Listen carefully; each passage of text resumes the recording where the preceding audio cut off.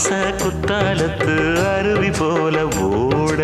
ஓயாம பேசி பேசி மாமா நீ உணர்ச்சிகளை தூண்டி தாக்கலாமா வாயாடி லாபம் என்ன மாமா நீ விஷயங்களை ஆற போடலாமா வெச்சது யாரு சொக்கப்படி என்னவ பண்ணப்படி சொன்னத கேளு கண்ணுமணி சொந்தமும் பந்தமும் வந்ததடி சொல்லிக்கொடு சொல்ல சொல்ல கத்துக்கிறேன் விட்டுக்கொடு மிச்சம் இது தொட்டுக்கிறேன்